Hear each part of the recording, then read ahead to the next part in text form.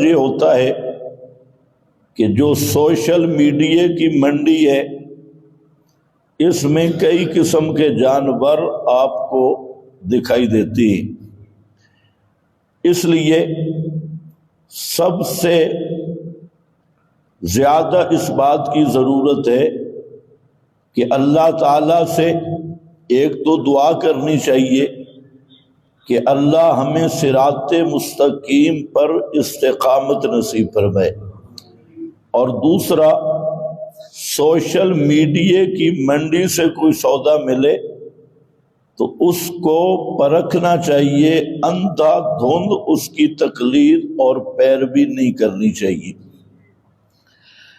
میں آپ کے سامنے ایک اہم مسئلہ جو چند دنوں سے چلا ہوا ہے اس پہ گفتگو کرنا چاہوں گا، وقت کی قلت کو مد نظر رکھ کے۔ مسئلہ یہ ہے کہ گمراہی کی بنیاد وہ ہے افراط اور تفریط۔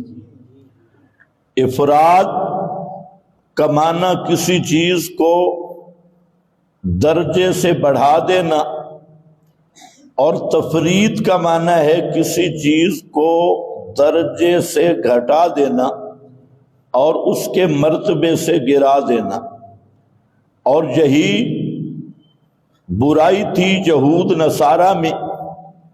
اللہ تعالیٰ نے یہی حکم دیا، یا اہل الکتاب لا تغلوا فی دینکم، اے اہل کتاب اپنے دین میں غلو نہ کرو۔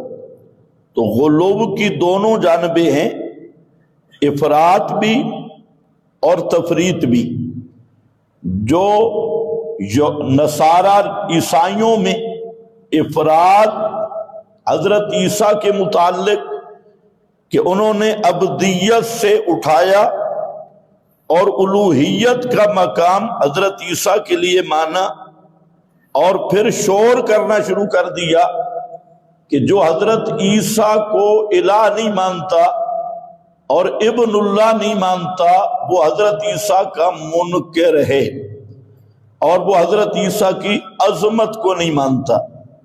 دوسری طرف یہودی آئے، انہوں نے حضرت عیسیٰ کی نبوت کا انکار کیا، رسالت کا انکار کیا، اور انہوں نے حضرت عیسیٰ کو جادوگر اور ساحر کہا اور تمام کمالات کا انکار کیا، حتیٰ کہ نسب پہ بھی طعن کیے۔ تو یہ ان کی تفریط تھی۔ اسی طرح یہ غلو اس امت میں بھی پیارے پیغمبر کی پیشین گوئی کے مطابق وہ آنا تھا جس کی آپ نے بے شمار احادیث میں پیشین گوئی فرمائی تھی۔ تو اس امت میں بھی روافض کا ٹولہ آیا، انہوں نے بعض ہستیوں کی شان میں غلو کیا، افراط کیا۔ حضرت علی المرتضی رضی اللہ تعالی عنہ کے بارے میں ایسا غلو کیا کہ انہیں منصب مقام الوہیت پہ ٹھہرایا، اور تمام اپنی قسمتوں کے فیصلے، تقدیر کے فیصلے اور تصرف ما فوق الاسباب، سما بصر ما فوق الاسباب حضرت علی کے لیے مانا، الوہیت کی صفات۔ اسی طرح 5 تن پاک اماموں کے لیے مانا، اور دوسری طرف تفریط کا شکار ہوئے کہ وہ اصحاب پیغمبر جن کا جنتی ہونا منصوص تھا اور جن کی عظمت شان کتاب و سنت میں قطعی تھی، ان پہ زبان تان دراز کیا اور ان کو گالیاں دی، ان کو تبرہ کرنا وہ اپنا دینی فریضہ سمجھ لیا۔ اسی طرح ان سے آگے پھر نبی کریم صلی اللہ علیہ وسلم کے متعلق کئی فرقے بن گئے۔ بعض وہ فرقے کہ جو نبی پاک صلی اللہ علیہ وسلم کے لیے الوہیت کا مقام ماننے لگے، ابدیت کے مقام کا انکار کر کے انہوں نے پیارے پیغمبر صلی اللہ علیہ وسلم کے لیے وہی تصرفات ما فوق الاسباب، علم غیب، حقیقت بشری کا انکار تو اس طرح کے فرقے وجود میں آئے اور کہا کہ یہ پیغمبر کریم کی شان اور عظمت ہے، اگر کوئی اس طرح نہ مانے جو ہم مان رہے ہیں کہ اللہ کے محبوب صلی اللہ علیہ وسلم کو غیب دان، حاضر ناظر، مختار کل اور حقیقت نور من نور اللہ، اگر کوئی اس طرح نہ مانے تو انہوں نے یہ الزام لگایا کہ وہ نبوت کا گستاخ ہے اور منکر ہے اور وہ پیغمبر کریم پر ایمان رکھنے والا نہیں، یہ بیانیہ بنایا۔ اس کے مد مقابل ایک ایسا فرقہ پیدا ہو گیا جنہوں نے پیغمبر کریم کے منصب نبوت کا بھی انکار کیا، منصب رسالت کا بھی انکار کیا، اور معاذ اللہ نبی کریم علیہ السلام کی حیثیت ایک ڈاکیے جتنی مانی اور ایک عام آدمی جتنی مانی۔ یہ یہودیوں کی طرح تفریط میں چلے گئے، وہ افراط میں چلے گئے۔ تو عرض کرنے کا مقصد یہ ہے کہ گمراہی کی بنیاد یا افراط ہوتا ہے یا تفریط ہوتی ہے، انہی میں سے ایک مسئلہ ہے حدیث کا۔ حدیث رسول صلی اللہ علیہ وسلم کے متعلق بھی دو قسم کے غالی گروہ موجود ہیں۔ ایک ہے وہ گروہ جو منکرین حدیث ہے، بدبخت اور بدبودار فرقہ منکرین حدیث کا، ان کا دعویٰ یہ ہے کہ پیغمبر کریم صلی اللہ علیہ وسلم کی حدیث حجت ہی نہیں، اور آپ کی حدیث کی حیثیت تاریخ جیسی ہے، اور آپ صلی اللہ علیہ وسلم کی مستقل اطاعت بھی نہیں، آپ کی حدیث حجت بھی نہیں۔ یہ منکرین حدیث کا وہ بدبودار فرقہ پیدا ہوگا، اور اس کے مقابل ایک وہ اندھے غالی پیدا ہو گئے جنہوں نے ہر جھوٹ اور مکذوبہ، موضوعہ، ضعیفہ اور ایسی رقیقہ رواجات کو پیغمبر کریم صلی اللہ علیہ وسلم کے ذمہ لگایا، اور پھر کہنا شروع کیا کہ جو ہماری ان مکذوبہ روایات کو پیغمبر صلی اللہ علیہ وسلم کی حدیث نہیں مانتا تو وہ ہے منکر حدیث۔ تو یہ بھی ایک فکر ہے۔ تو آج کی اس گفتگو میں چند بنیادی باتیں عرض کرتا ہوں جو اکثر لوگوں کو پتہ نہیں، کہ منکرین حدیث اور ہمارا اصل اختلاف کیا ہے۔ جو منکر حدیث ہے اور مسلمانوں کا اختلاف کیا ہے؟ ہمارا دعویٰ یہ ہے کہ نبی مکرم صلی اللہ علیہ وسلم پر دو قسم کی وحی نازل ہوئی، دو قسم کی وحی۔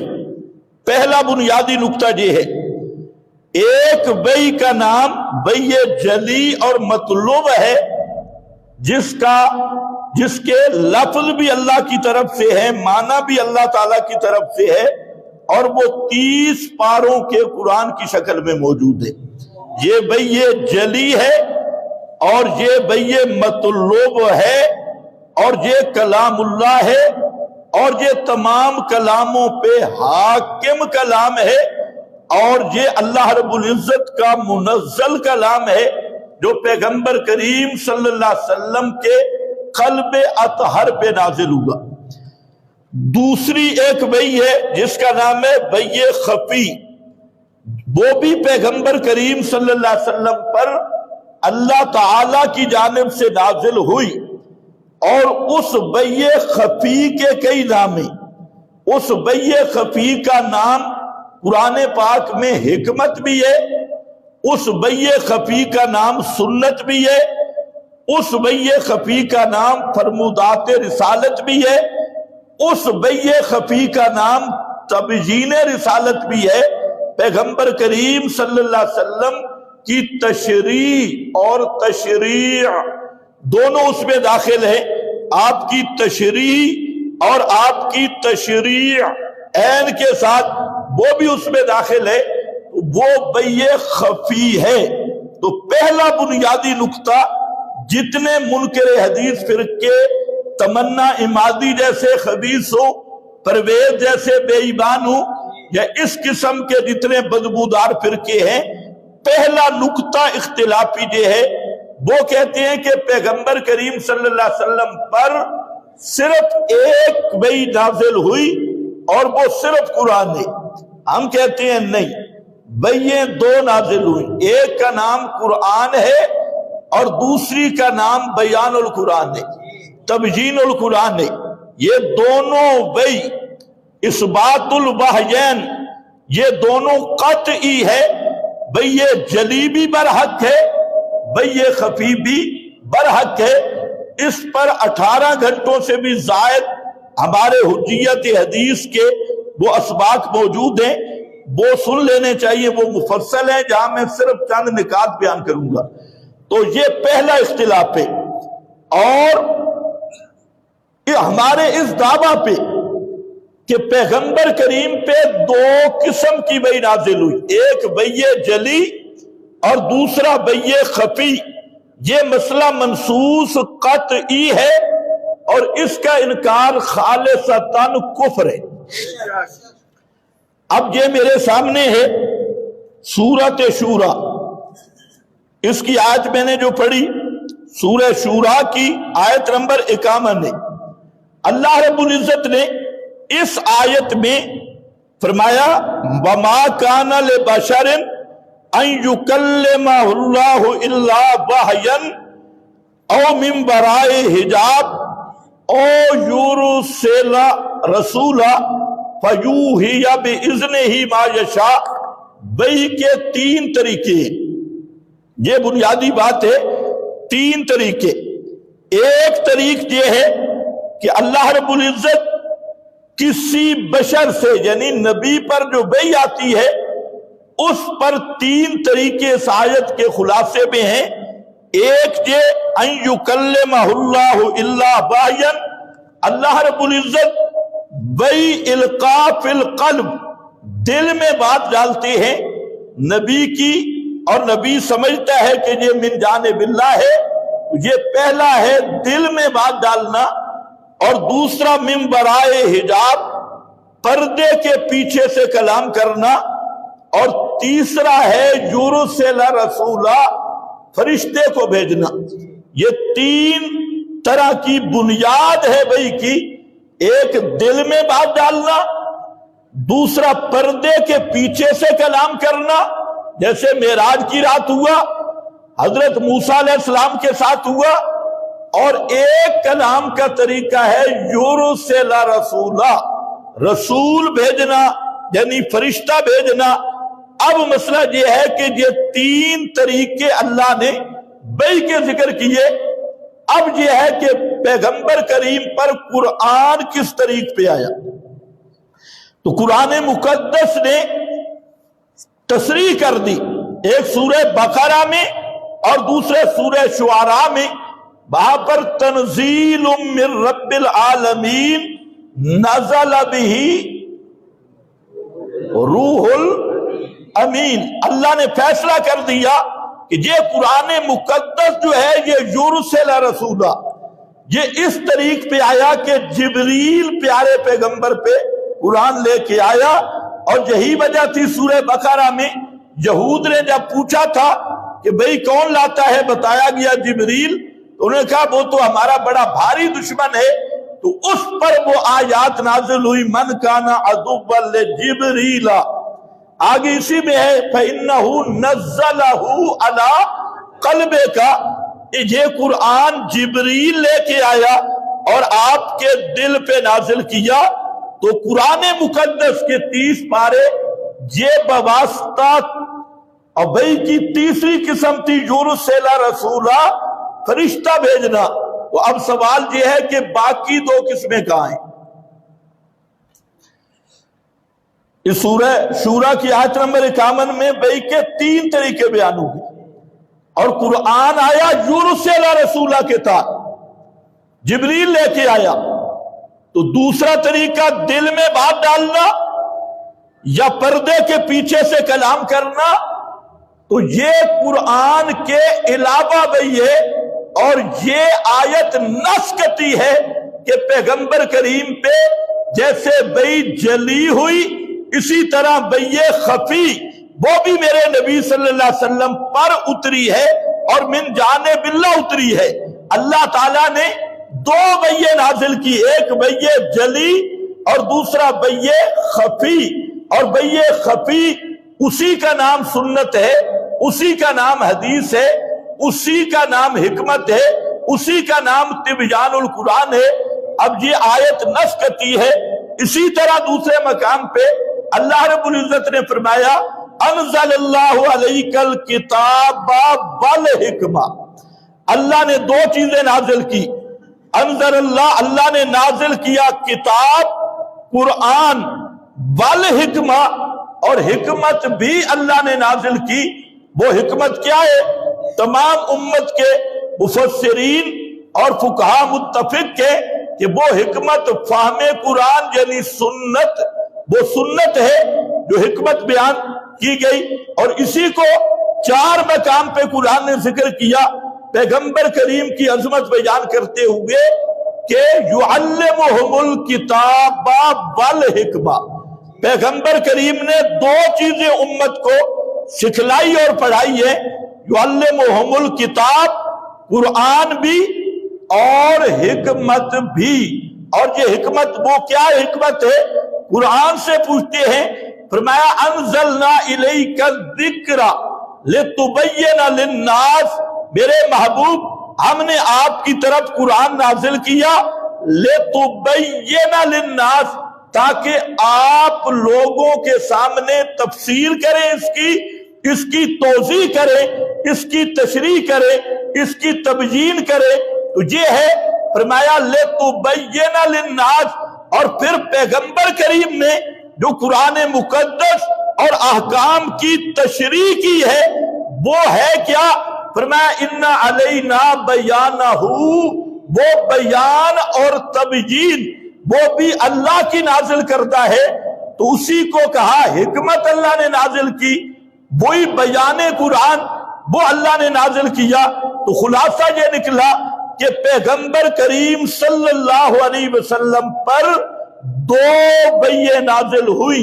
یاد رکھ لو، ایک بئی کا نام ہے بئی جلی اور بئی مطلوب اور وہ قرآن ہے، اور دوسری بئی کا نام ہے بئی خفی، اس کا نام سنت، اس کا نام حدیث، اس کا نام بیان القرآن، اس کا نام تبیین ہے۔ تو یہ پہلا نقطہ ہے۔ اکثر لوگوں کو پتہ ہی نہیں کہ ہمارا منکرین حدیث سے جھگڑا کیا ہے، وہ درمیان میں تو کون کہتا ہے میں خواہ بخواہ، پتہ ہی نہیں بھئی جا کدھر رہا ہے۔ تو پہلا نقطہ یہ ہے۔ دوسرا نقطہ یہ ہے کہ منکرین حدیث کا یہ دعویٰ ہے کہ پیغمبر کریم صلی اللہ علیہ وسلم کا جو منصب ہے، آپ کی جو حیثیت ہے، وہ ایک عام انسان کی حیثیت ہے۔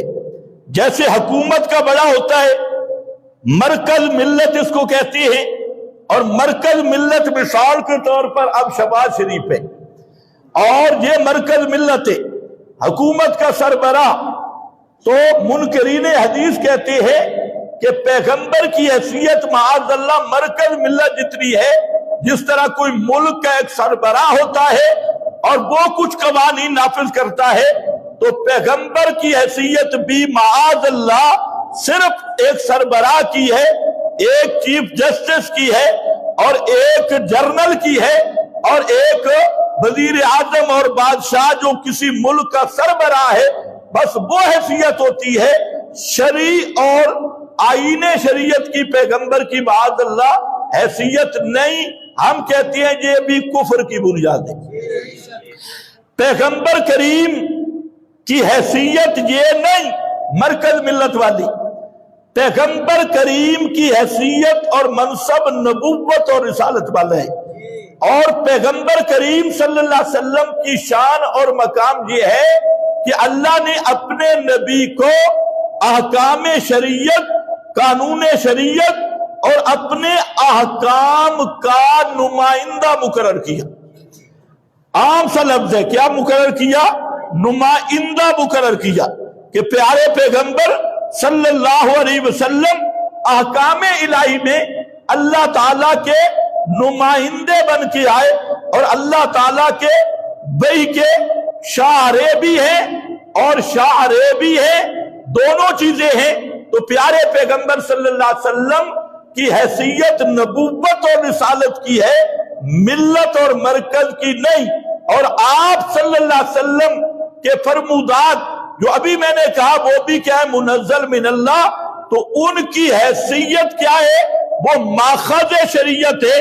جس طرح کتاب اللہ یہ مصدر اور ماخذ شریعت ہے، اس بات میں جو سنت نبوی ہے اور پیغمبر کا فرمان ہے وہ بھی مستقل ماخذ شریعت ہے، مصدر شریعت ہے، اور شرعاً مستقل حجت اور دلیل ہے، اور شرعی مسائل کا وہ ماخذ، مصدر اور اصل اور بنیاد ہے۔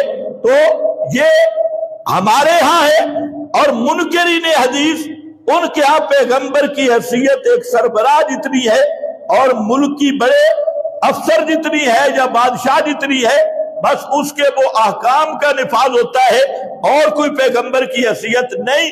اور ہمارے نزدیک پیغمبر کی نبوت اور رسالت، یہ رسالت و نبوت کی حیثیت احکام الہی میں اللہ رب العزت کا نمائندہ ہونا ہے، اور پیغمبر کریم صلی اللہ علیہ وسلم کی سنت وہ مستقل مصدر بھی ہے، ماخذ بھی ہے، اور تبیین بھی ہے۔ اور یہ تبیین اور تشریح اور مصدر ماخذ میں کوئی فرق نہیں، یہ بعض جاہل لوگوں نے ان میں کوئی نسبتیں بنا دی، یہ حقیقت میں تعبیر کا فرق ہے۔ وہی تبیین وہی تشریح، اس کی میں مثال بھی دیتا ہوں۔ وہ تبیین اور تشریح وہ کیا ہے؟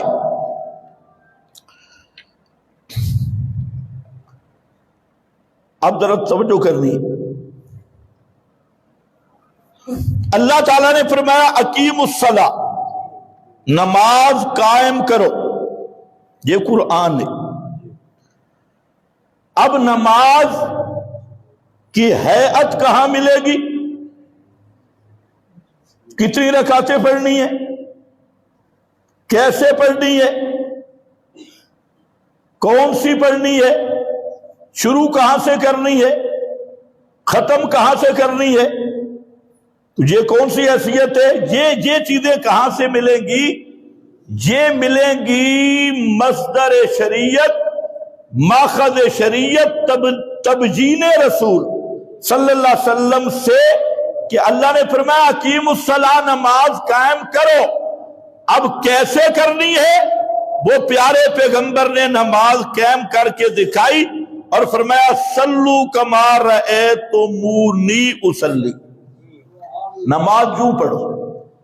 تو قرآن میں اتنا تھا اقیم الصلاۃ، اس کی تشریح اور تبیین پیغمبر کے اسوہ حسنہ میں آئی، سنت میں آئی، آپ صلی اللہ علیہ وسلم کے عمل میں آئی، اور وہی نقشہ وہی امت کے لیے دین بنا اور دین کا مصدر بنا۔ پیغمبر کریم کا وجود اطہر اور آپ کی سنت، چنانچہ نماز کا پورا نقشہ اور حیات یہ قرآن میں نہیں ملے گی، یہ کس میں ملے گی؟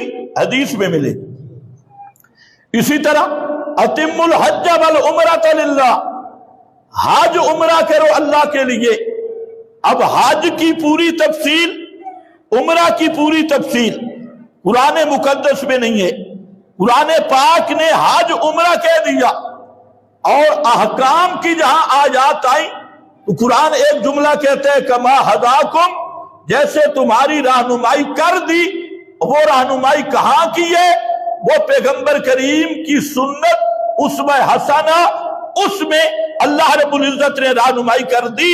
تو حج کے تفصیل آپ نے حج کر کے دکھا دیا، حج کے احکام متعین کر کے دکھا دیے۔ حج کیسے ہوگا؟ طواف کیسے ہوگا؟ کعبۃ اللہ کے ارد گرد پھرنا کیسے ہوگا؟ سعی بین الصفا والمروہ کیسے ہوگا؟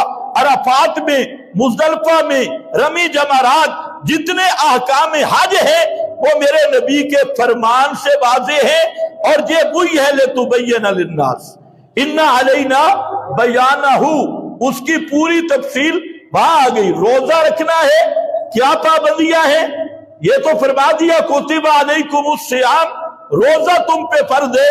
अब रोजे की पाबंदियां क्या है, उसकी हयात क्या है, उसकी शक्ल क्या है, ये आपको मिलेगी मेरे नबी की सुन्नत में, इसी तबयीन में, इसी बयान में। तो अर्ज में ये कर रहा था कि दूसरी चीज ये है कि हमारे नजदीक, मुसलमानों के नजदीक, आलू सुन्नत के नजदीक पैगंबर करीम सल्लल्लाहु अलैहि वसल्लम की हैसियत डाकिए वाली भी नहीं, मरकज मिल्लत वाली भी नहीं, एक सरबराह की भी नहीं।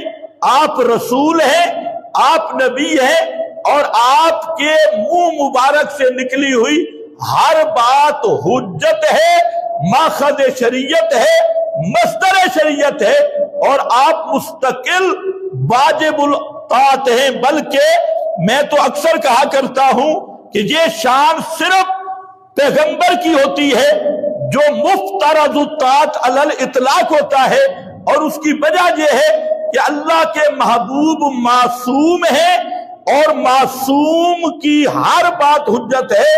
अल्लाह के रसूल के बाद कोई आदमी मासूम नहीं, इसलिए बाद वालों की हर बात हुज्जत नहीं। पैगंबर करीम की ये शान है कि आपकी हर बात जो है वो दीन और शरीयत है, और उस पर इत्तेबा करना और उसकी इताअत करना ईमान के लिए जरूरी है। कुरान पाक की 200 से ज्यादा आयात इसी पर मौजूद है। और सिर्फ एक नुक्ते पे मैं तीसरा नंबर बयान करूंगा। आप पूरा कुरान पढ़ ले, 3 किस्म की आयात तो आपको मिल जाएंगी, चौथी किस्म की नहीं मिलेगी। 3 किस्म की कौन सी? फरमाया अतीउल्लाह व अतीउर रसूल, अल्लाह की इताअत करो, रसूल की इताअत करो, ये मिलेगा। और अतीउल्लाह वर रसूल, अल्लाह की इताअत करो और रसूल की, साथ अतीउ नहीं आया, साथ अतीउ यहां नहीं आया। अतीउल्लाह वर रसूल और अतीउल्लाह व अतीउर रसूल। और तीसरा मैं युतिइर रसूल फक़द अता अल्लाह, जिसने अल्लाह के रसूल की इताअत की उसने अल्लाह की इताअत की। और पूरे कुरान में नहीं, मैं युतिइल्ला फक़द अता अर रसूल, जिसने अल्लाह की इताअत की उसने रसूल की इताअत की, ये पूरे कुरान में नहीं। कुरान में है जिसने रसूल की इताअत की उसने अल्लाह की इताअत की। तो उलमा के लिए एक जुमला अर्ज करता हूं, अतीउल्लाह व अतीउर रसूल फेल को मुस्तकिल जिक्र किया, और इसमें यही बताना था कि पैगंबर करीम की सुन्नत, उसवे हसना और आपके फरमुदात आलिया अहदीस मुबारका की हैसियत माखज़ की भी है, मस्दर शरीयत की भी है, और तशरीह और तशरीह दोनों हकीकत में एक है, दोनों की आपकी हैसियत है। तो फरमाया जहां अतीउ दोबारा जिक्र किया, और मैं युतिइल्लाह बर और अतीउल्लाह बर रसूल में अतीउ लफ्ज़ जिक्र नहीं किया, तो ये ताबीयत की तरफ इशारा है। और फरमाया मैं युतिइर रसूल फक़द अता अल्लाह, जिसने रसूल की इताअत की उसने अल्लाह की इताअत की। और ये क्यों नहीं फरमाया जिसने अल्लाह की इताअत की उसने रसूल की इताअत की?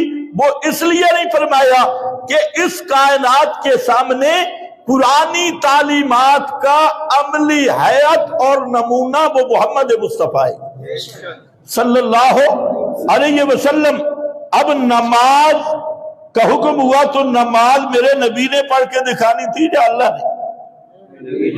रोजा, तो जब ये सारा प्रोग्राम ही शरीयत नाम ही रिसालत मोहम्मदिया, नबूवत मोहम्मदिया का है, तो फिर अल्लाह ने इसीलिए फरमाया कि मेरी इताअत, जिसने रसूल की इताअत की उसने मेरी इताअत की, क्योंकि आप अहकाम इलाही में रब्बुल आलमीन के नुमाइंदा की हैसियत से तशरीफ लाए, और आपका मनसब नबूवत, आपका मनसब रिसालत, यही वजह है इताअत का मकाम जब भी आया तो अल्लाह ने वस्फ़ रिसालत का जिक्र किया, अतीउल्लाह व अतीउर रसूल, اور وصف رسالت کا ذکر کرنا اسی بات کی حجت اور دلیل ہے کہ پیغمبر کی اطاعت بحیثیت سربراہ کے نہیں ہوگی، پیغمبر کی اطاعت بحیثیت منصب رسالت اور نبوت کی ہوگی۔ اب جہاں ذرا یہ دو بنیادی فرق ہے، ایک بات جو اہم ہے وہ سمجھو، جو مولویوں کو سمجھ نہیں، اور مولوی خواہ مخواہ ٹاں ٹوں کرتے ہیں، سمجھنی چاہیے بات۔ عالم کی شان یہ ہے، میں تو ایک طالب علم ہوں، مجھے علم کا دعویٰ نہیں، لیکن علماء کی شان یہ ہے کہ ضد نہیں کرنی چاہیے۔ اگر دیوار پہ بھی کوئی صحیح بات لکھی مل جائے نا، اس کو بھی ماننا چاہیے۔ اور آج کل مصیبت یہ ہے کہ صرف اپنا ریٹ بڑھانے کے لیے کئی قسم کے لوگ شروع ہو جاتے ہیں۔ تو اب ذرا بات سمجھ لو کہ اصل بات کیا ہے۔ اس میں تو کوئی دوسری رائے ہے نہیں کہ پیغمبر کریم کی اطاعت، بلکہ اللہ نے ایمان کی شرائط میں بیان کیا، فلا وربک لا یؤمنون حتی یحکموک، فرمایا فلا وربک لا یؤمنون، تیرے رب کی قسم اس وقت تک مومن نہیں بن سکتے جب تک آپ کو جج اور فیصل نہ مانے، آپ سے فیصلہ نہ کروائے، اور صرف فیصلہ نہیں، اس فیصلے میں آگے شرائط ہے، فلا وربک لا یؤمنون حتی یحکموک، اور آگے فیما شجر بینہم، آگے ہاں یہ مسئلہ ہے۔ اور آپ کے فیصلے پر ان کے دل میں کوئی حرج نہ ہو، خوشی سے قبول کریں، وَيُسَلِّمُوا تَسْلِيمًا، اور آپ کے فیصلہ کو نافذ بھی کریں، فیصلہ آپ سے کروائیں۔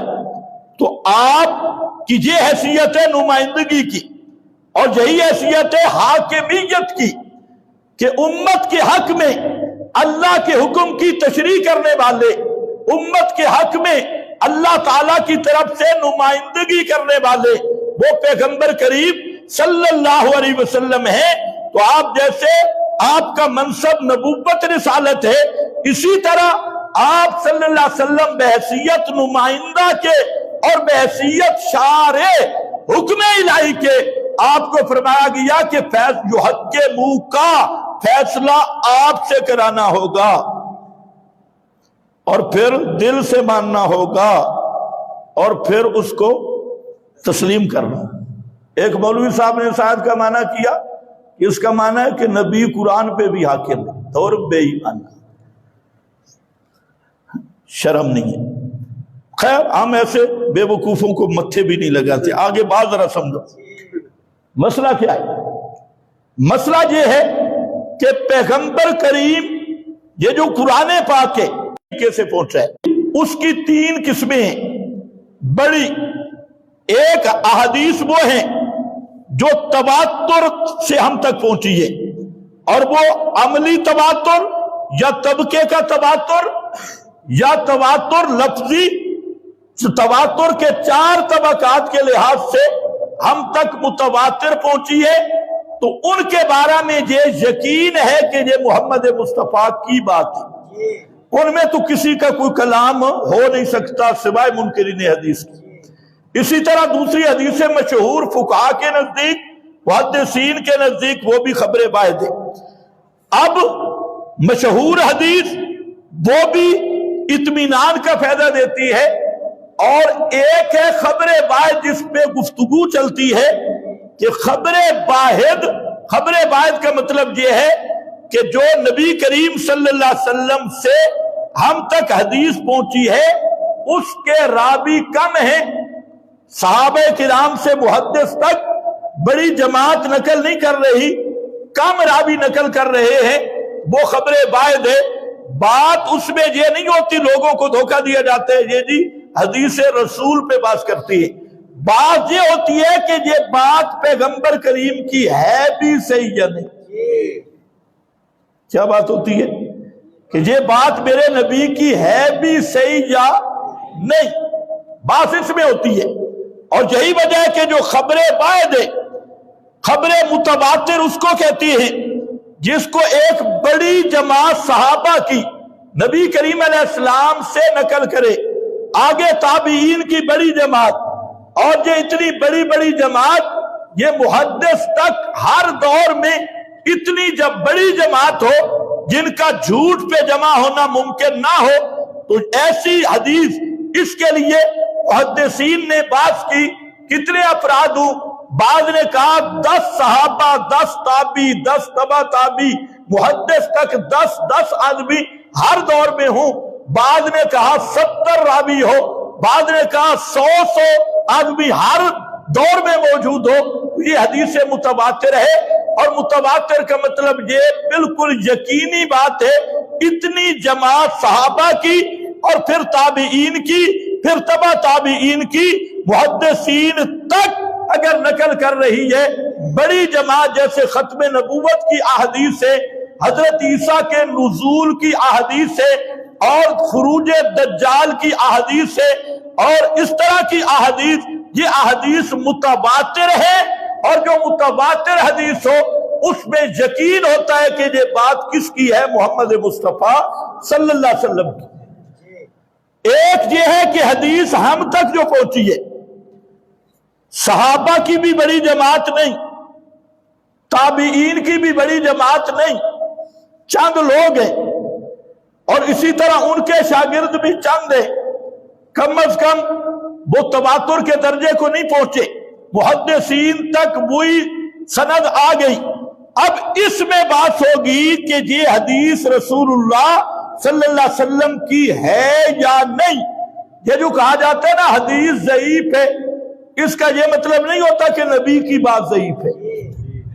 جب کہا جاتا ہے یہ حدیث من گھڑت ہے، اس موضوع ہے، اس کا یہ معنی ہرگز نہیں ہوتا کہ یہ نبی کا فرمان ہو کہ من گھڑت ہے یا فلاں، اور اس کا مطلب یہ ہوتا ہے کہ نبی سے ثابت ہونے میں ذوق ہے، پیغمبر کریم کی بات ہے یا نہیں اس میں وہ ذوق ہے، اس میں کمزوری ہے۔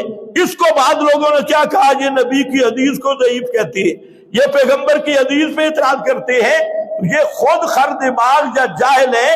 مسئلہ اس میں ہوتا ہے کہ یہ فرمان رسول ہے بھی صحیح یا نہیں۔ اب اس کے لیے محدثین حضرات نے اصول بنائے جن کی ساری زندگی خدمت حدیث میں گزری۔ انہوں نے معیار قائم کیا کہ کیسے ہمیں پتہ چلے گا کہ حدیث کی کتابوں میں جو حدیث آ رہی ہے ایک راوی کہتا ہے اور سند یہ ہوتی ہے۔ مثلا میں آپ کو کہتا ہوں مولانا حسین علی رحمت اللہ علیہ وہ اور حضرت گنگوئی ہم سے بہت پیچھے ماضی میں فوت ہو گئے، نہ میں نے دیکھا اور نہ دیکھ سکتے ہیں۔ اب اگر کوئی آپ کو بیان کرتا ہے کہ حضرت گنگوئی نے یہ بات کی تو وہ اپنی سند پیش کرے گا۔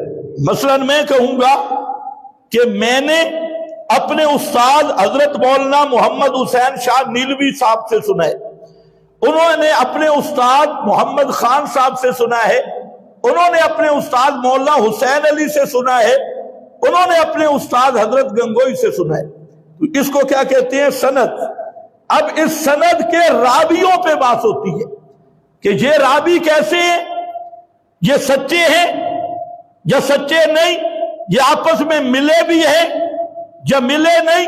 مثلا میں کہوں کہ حضرت گنگوئی نے یہ بات کی اور مجھے مولانا حسین علی صاحب نے بتایا، مولانا حسین علی 1940 میں فوت ہو گئے اور ہم پیدا ہی نہیں ہوئے تھے، تو ہمیں کہاں ملے؟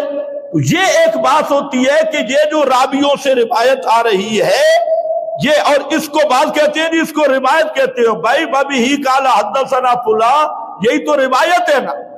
ایک یہ بھی ایشو کھڑا کیا، یہ جی حدیث کو روایت کہتی ہے۔ اور میرا بھائی جاہل نہ بن، حدیث یہی بابی ہی کالا حدثنا، سند سے راوی ہوتی ہیں، راوی جو بیان کرتے ہیں روایت ہوتی ہے، اور انہوں نے ایک نیا ایشو کھڑا کر دیا۔ تو اب یہ بات ہوتی ہے محدثین نے اصول قائم کیے۔ مثلا انہوں نے یہ قائم کیا کہ راوی جو ہے حدیث بیان کرنے والا، وہ راوی پہلی شرط ہے کہ مسلمان ہو، کافر مشرک نہ ہو۔ پھر مسلمان ہو کہ فاسق نہ ہو، نیک آدمی ہو، متقی آدمی ہو۔ پھر یہ ہے کہ وہ نیک متقی بھی صرف کافی نہیں، حافظہ بھی ٹھیک ہو، بات کو یاد بھی کر سکتا ہو۔ پھر صرف یہ بھی کافی نہیں، وہ اپنے استاد کو جس کا وہ کہہ رہا ہے فلاں نے بیان کیا، اس کا زمانہ کم از کم ایک ہو، یا اس سے ملاقات بھی کی ہو، پڑھا بھی ہو۔ اور یہ 4-5 شرطیں سند صحیح کے لیے لگائیں کہ راوی مسلمان ہو، فاسق فاجر نہ ہو، ثقہ راوی ہو، اور پھر حافظ ہو، اس کا حافظہ صحیح ہو، حافظے میں گڑبڑ نہ ہو، اور پھر یہ کہ اپنے استاد سے متصل وہ ثابت ہو، ملاقات یا زمانہ ایک ہو، تو اس کو کہتے ہیں وہ سند میں اگر یہ شرائط پائی گئی تو اب سند صحیح ہے۔ اگر راوی مسلمان بھی ہے، متقی بھی ثابت ہو گیا، اور استاد کا زمانہ بھی ایک ثابت ہو گیا، شاگردی بھی ثابت ہو گئی، تو پھر کہیں گے کہ اب سند اس روایت کی صحیح ہے۔ اب یہاں کام ختم نہیں ہو جاتا، یہ جیلوی فتنہ، قادری فتنہ، اور اسی کو میں نے بیان کیا تھا جمعے پر بھی، اور بعد میں بھی ایک جلسے میں، تو بعض جاہلوں نے اس سے یہ لے لیا، اور جی یہ صحیح حدیث کو فتنہ کہہ رہا ہے۔ دور بے ایمانو، کیسے یہودیوں کی طرح تحریف ہے؟ صحیح حدیث فتنہ نہیں، فتنہ جہل بھی ہے، فتنہ یہ خود غیر مجلد لا مذہب ہے، جو کسی اصول حدیث کا قائل ہی نہیں۔ تو فتنہ میں نے اس کو کہا جیسے مداری، حسن الجاری، اور یہ مرزا جیلوی اور یاسین قادری، فضل ہمدرد، اس طرح کے شیاطین ہیں، وہ کیا کہتے ہیں؟ اسنادہ صحیح ہو، رجالہ صحیح، اس حدیث کے راوی صحیح ہے، سند صحیح ہے۔ تو میں نے کہا سند کے بعد ایک مرحلہ اور بھی ہے۔ سب اصولی متفق ہے، محدثین فقہا، کہ سند کے بعد اگلا مرحلہ یہ ہے کہ یہ سند صحیح ثابت ہو گئی، اب دیکھنا ہے کہ حدیث کا متن اور کلمات کیسے ہیں۔ متن اور کلمات کے لیے بھی 4-5 شرطیں علماء نے لگائی، اور پوری امت کے علماء نے لگائی۔ ان میں سے ایک شرط یہ لگائی کہ حدیث کے متن کو دیکھیں گے، وہ کتاب اللہ، قرآن پاک کی کسی صریح نص کے خلاف تو نہیں ہے۔ اگر صریح نص کے خلاف اس روایت کا متن آ گیا تو وہ روایت پھر صحیح نہیں بنے۔ کیوں؟ یہ موٹی سی 2 نقطے سمجھے۔ ایک یہ کہ عام سے عام آدمی بھی یہ سمجھ سکتا ہے کہ رسول اللہ صلی اللہ علیہ وسلم یہ اللہ کی کتاب کے خلاف کر سکتے ہیں؟ موٹی سی بات ہے کہ قرآن کچھ کہے اور پیارے پیغمبر اس کے مقابل کہے۔ اب ان لوگوں کو یہ نہیں سمجھ آ رہی مقابل کی، یہ باتیں شیئر دیتے ہیں جی حجیت حدیث کی۔ بھائی حجیت حدیث کا مسئلہ جدا ہے، مسئلہ یہ ہے کہ یہ سب سے بڑی گستاخی اور سب سے بڑی توہین رسول ہے کہ یہ کہنا کہ پیغمبر کریم نے سب سے پہلے قرآن کی تکذیب خود کی ہے۔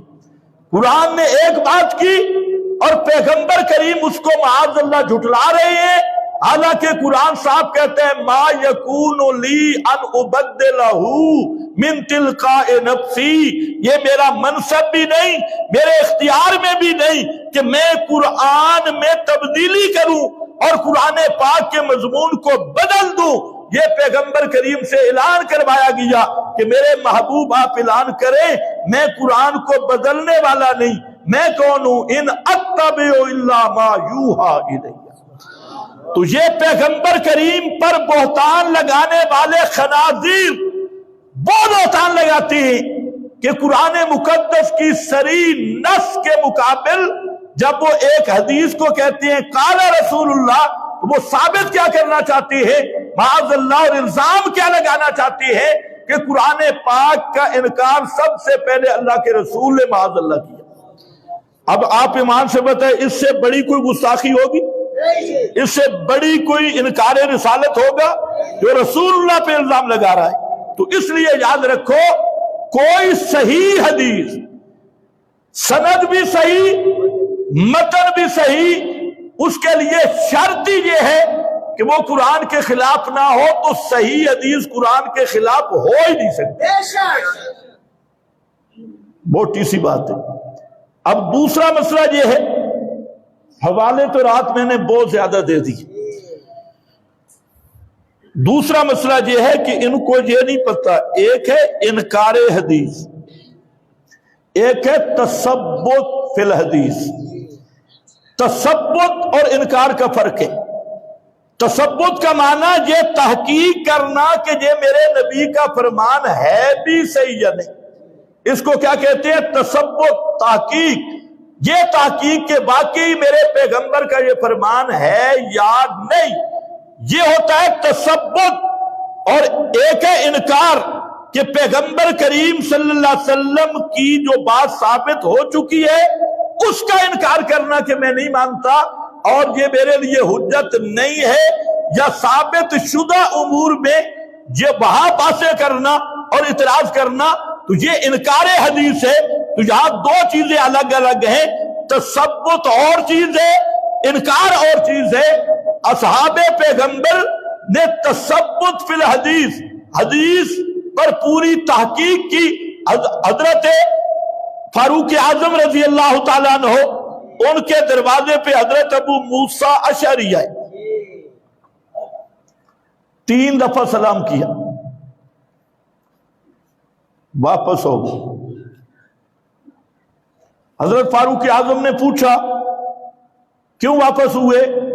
تو انہوں نے آگے حدیث بیان کی کہ نبی کریم علیہ السلام جس کا خلاصہ یہ ہے کہ 3 دفعہ سلام کرو، اگر جواب نہ آئے تو واپس آ جاؤ۔ تو فاروق اعظم رضی اللہ تعالیٰ عنہ نے فرمایا کہ یہ جو آپ نے حدیث بیان کی نا، اس پر گواہ پیش کر۔ توجہ ہے؟ یہ بخاری شریف پڑھ رہا ہوں، گواہ پیش کرو۔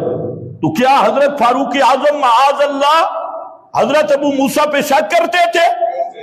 ابو موسیٰ اشعری صحابی رسول ہے، اور حضرت فاروق اعظم کے سامنے جب حدیث پیش کی تو فرمایا اس پہ گواہ لاؤ، نہیں تو بچ نہیں سکتے۔ حضرت ابو موسیٰ اشعری، وہاں اسی مجلس میں ایک اور صحابی اٹھا، اس نے کہا جی میں نے بھی سنا ہے، یہ حدیث ہے، اس کا نام ہے تثبت۔ بولو کیا نام ہے؟ تثبت۔ یہ تحقیق کرنا کہ یہ میرے نبی کا فرمان ہے یا نہیں، یہ تثبت ہے۔ باقی رہ گیا حدیث کو قرآن پہ پیش کرنا، تو یہ یاد رکھو قرآن بات حدیث کی نہیں ہو رہی، بات یہ ہے کہ جو چیز قرآن کے مقابل ہو وہ حدیث ہے صحیح۔ کوئی توجہ ہے؟ سوچ لو، سارے مولوی کہہ رہے ہیں کہ نہیں نہیں وہ حدیث ہے۔ ہمارا ڈنکے کی چوٹ پہ نظریہ ہے کہ جیسے منکر حدیث کافر ہے، اسی طرح پیغمبر پہ بہتان لگانے والا کہ پیغمبر نے قرآن کی تکذیب کی، وہ بھی اسی درجے کا کافر ہے۔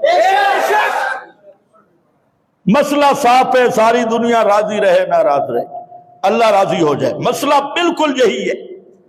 باقی یہ بات ذرا ذہن میں رکھے، ہم کیوں کہتے ہیں کہ کتب حدیث پہ بھی حاکم کتاب اللہ ہے؟ اس کی وجہ یہی ہے کہ اخبار احاد وہ ظنی الثبوت ہے اور قرآن قطعی الثبوت ہے اور یقیناً منزل من اللہ ہے۔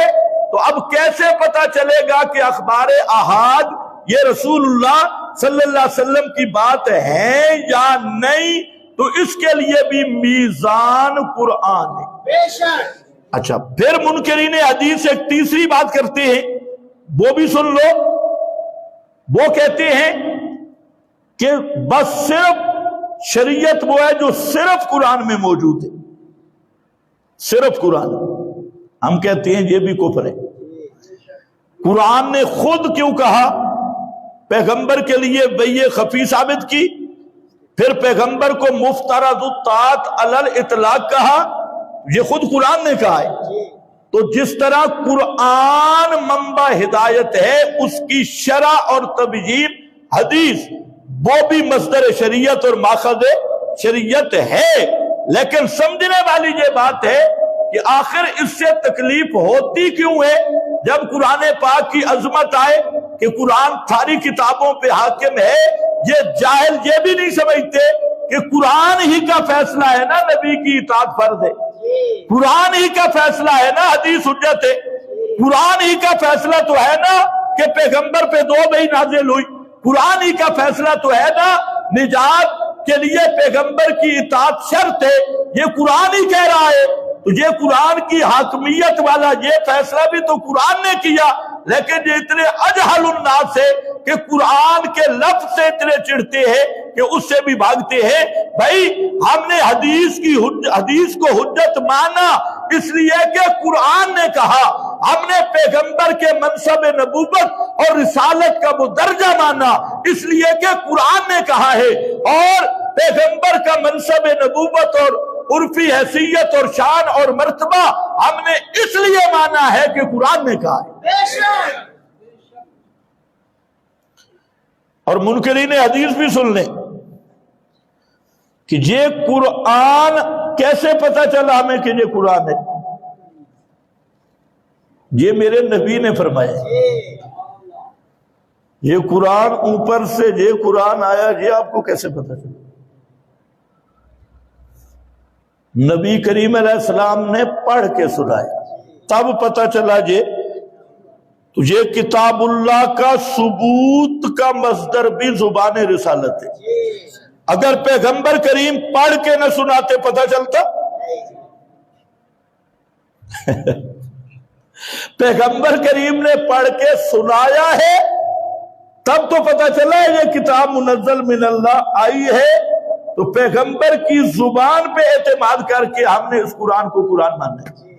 تو میں نے کہا دونوں طرف، ایک افراط والے دوسرا تفریط والے، ایک وہ منکرین حدیث ہے، اور مصیبت یہ ہے کہ درمیان میں چند کبڈی کھیلنے والے، انہیں یہ بھی نہیں پتا کہ اصول حدیث کیا ہے، انہیں یہ بھی نہیں پتا کہ منکرین حدیث کے شبہات کیا ہیں، اور نہ وہ منکرین حدیث کو سمجھ سکتے ہیں نہ حدیث کو سمجھ سکتے ہیں۔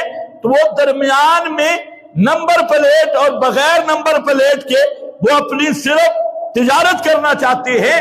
ان جاہلوں سے بھی گزارش یہ ہے کہ اگر حدیث کا دفاع کرنا ہے تو پھر کم از کم منکرین حدیث کی بنیاد تو سمجھو۔ ان کی بنیاد کیا ہے؟ حدیث کا دفاع کرنے کا یہ تم نے طریقہ اختیار کیا کہ قرآن کا انکار کر دو اور قرآن کی عظمت کا انکار کر دو، یا ہر جھوٹ موٹ کو پیغمبر کے ذمہ لگاؤ، یہ حدیث کا دفاع ہے۔ تو اس لیے فریقین سے میری گزارش یہ ہے کہ آؤ صراط مستقیم پہ آؤ، قرآن بھی شریعت کا ماخذ ہے، پیغمبر کی سنت بھی شریعت کا ماخذ ہے۔ اور اسی طرح ہم تو وہ لوگ ہیں شریعت کے 4 ماخذ مانتی، سب سے اول نمبر قرآن کا، واہ، اور یہی صحابہ کی طرز تھی، سب سے پہلا نمبر قرآن، اس کے بعد حدیث، اس کے بعد نبی کے صحابہ، اسی کا نام اجماع ہے، ان کے بتبع مجتہدین۔ اگر مجتہد سارے اکٹھے ہیں تو اجماع ہے، نہیں تو اس کا نام اجتہاد ہے۔ تو پوری شریعت کے مسائل کے کتنے ماخذ ہیں؟ 4۔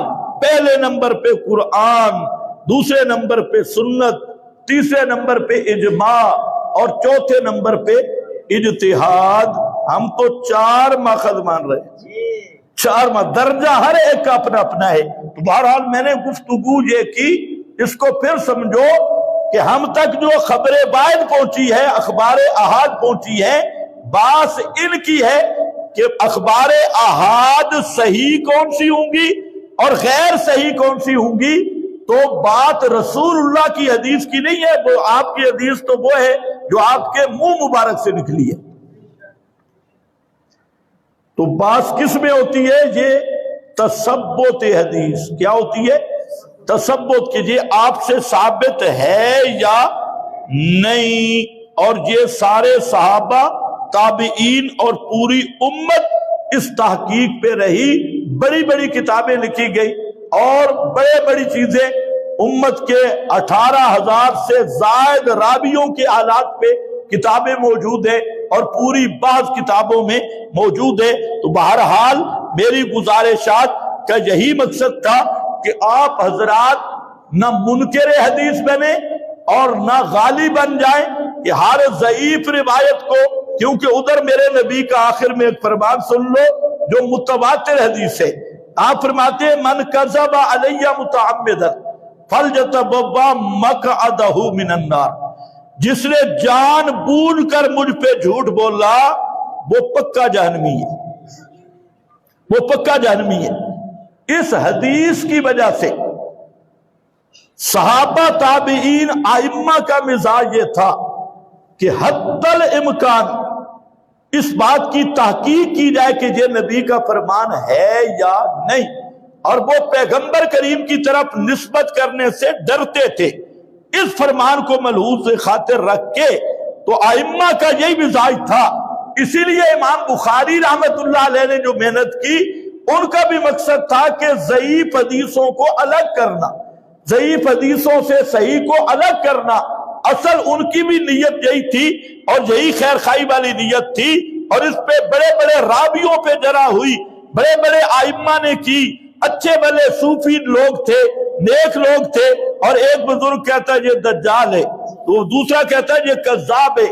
بات شروع ہو گئی، یہ تو غیبت بنتی ہے۔ آپ اتنے بڑے مولوی کو کہہ رہے ہیں دجال، کذاب، فلانا، وہ ساری رات نوافل پڑھتا ہے، دن کو روزہ رکھتا ہے، اور ایک محدث اٹھ کے کھڑا کہتا ہے یہ دجال ہے، یہ کذاب ہے، یہ صوفی ہے، یہ فلانا ہے، اس کی روایت قابل قبول نہیں۔ تو یہ کیوں کیا محدثین نے؟ اس لیے کہ پیغمبر کا دین محفوظ رہے۔ امام یحییٰ سے کسی نے پوچھا کہ قیامت کے دن اگر جن پہ تو نے جرح کی فلانا راوی یوں تھے، فلانا جو، یہ قیامت کے دن آگے اور انہوں نے کہا کہ یا اللہ ہمیں حساب دے سے ہماری غیبت کی ہے، تو پھر کیا ہوگا؟ تو فرمانے لگے کہ ایک یہ احتمال ہے، اور دوسرا یہ ہے اگر قیامت کے دن رسول اللہ نے پوچھ لیا کہ لوگ مجھ پہ جھوٹ بول رہے تھے اور تو نے ان جھوٹوں کی نفی کیوں نہیں کی، تو پھر میرا کیا بنے گا؟ لوگوں کے سوالوں کا جواب تو میں دے دوں گا، لیکن اگر رسول اللہ صلی اللہ علیہ وسلم نے قیامت کے دن پوچھا کہ لوگ جھوٹی روایتیں میرے ذمہ لگا رہے تھے اور تو کیوں خاموش رہا، تو کہا وہاں میرے پاس جواب نہیں ہوگا۔ تو پہلے مزاج یہ تھا، رسول اللہ کا دفاع یہ تھا کہ محدثین فقہا روایت آپ کی طرف نسبت کرنے سے گھبراتے تھے اور پوری تحقیق کرتے تھے، اور آج ہمارے ماحول میں ایسے کھلاڑی پیدا ہو گئے کہ جو بالکل موضوع ضعیف من گھڑت روایتیں ہوتی ہے فوراً کہہ دیتے ہیں قال رسول اللہ۔ یہ وہ بدبخت فرقہ ہے جو پیغمبر کی طرف جھوٹ موٹ اور اکاذیب کی نسبت کرتی ہے، اور ایک وہ فرقہ بھی پیدا ہو گیا جو حدیث کے لفظ ذکر کر کے مسئلہ حدیث میں نہیں ہوتا، مسئلہ اپنا ہوتا ہے اور اوپر کہتے ہیں قال رسول اللہ۔ یہ بھی پورا فرقہ پیدا ہو گیا۔ تو بہرحال میں نے چند گزارشات کر دی۔ اس حدیث کے پیش نظر اس کو ہمیشہ ذہن میں رکھ لو کہ بے دھڑک رسول اللہ صلی اللہ علیہ وسلم کی طرف نسبت کرنا یہ بھی بڑا خطرناک ہے، اور جو ثابت شدہ حدیث ہے اس کا انکار کرنا یہ بھی بڑا کفر اور بڑا گمراہی اور زند کا ہے۔ اللہ ہمیں افراط سے بھی محفوظ رکھے، تفریط سے بھی محفوظ رکھے۔ وآخر دعوانا الحمدللہ۔